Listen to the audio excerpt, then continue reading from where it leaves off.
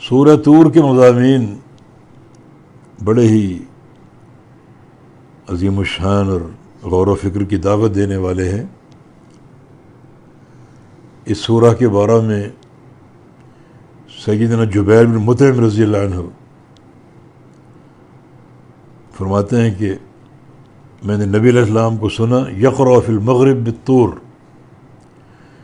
کہ آپ مغرب کی نماز میں سورہ طور کی تلاوت فرما رہے تھے، اور فرماتے ہیں کہ ما رأیت احسن صوتا منہ،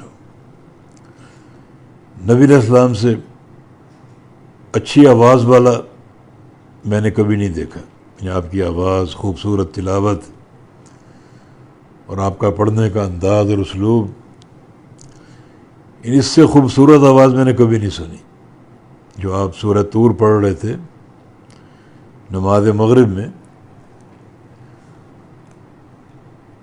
اور یہ بھی ایک خاص موقع تھا، اس میں جبیر رضی اللہ عنہ کفار کی طرف سے نمائندہ بن کر آئے تھے بدر کے قیدیوں کی بات چیت کرنے، ان کے فدیے کا معاملہ۔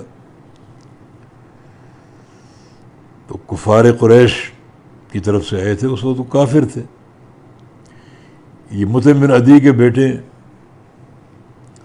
اور ان کا بیان ہے کہ جب اللہ کے نبی مکہ میں موجود تھے تو ہمارے بڑے ہمیں ڈرایا کرتے تھے کہ اس کے قریب نہیں جانا، یعنی محمد کے قریب نہیں جانا صلی اللہ علیہ وسلم، یہ جادوگر ہے اور یہ مجنون ہے، ایسا نہ ہو کہ تم پر بھی یہ سحر کر دے، جادو کر دے، تو قریب نہیں جانا ان کے۔ کہتے ہیں ہم انہیں دیکھ کر بھاگا کرتے تھے، کبھی ان کی بات نہیں سنی۔ تو آج چونکہ ایک اہم مسئلے میں بات چیت کے لیے آیا بدر کے قیدیوں کے بارے میں، تو اسی دوران مغرب کی اذان ہو گئی اور آپ نے جماعت کرائی، تو آپ نے اس نماز میں سورہ طور کی تلاوت کی۔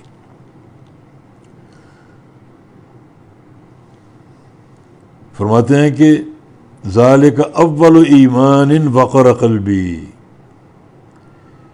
یہ میرے دل میں ایمان کی پہلی دستک تھی، پہلا جھونکا میرے دل میں ایمان کا آیا۔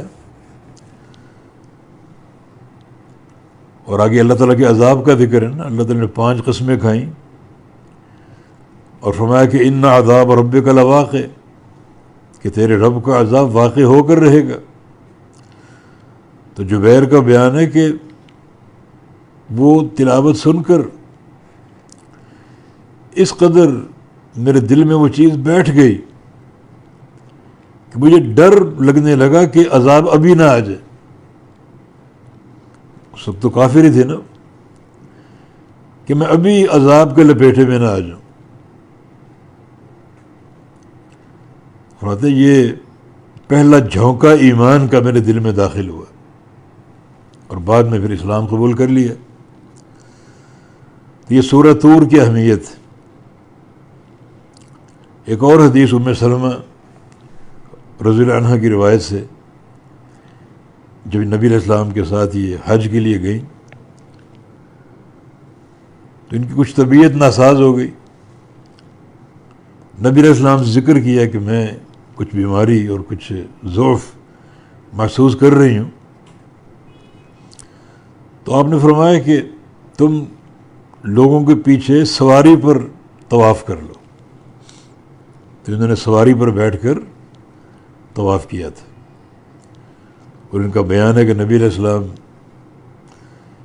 یعنی بیت اللہ کی ایک طرف نماز پڑھ رہے تھے اور آپ سورہ طور پڑھ رہے تھے۔ یہ حدیث بھی سورہ طور کی اہمیت کو واضح کرتی۔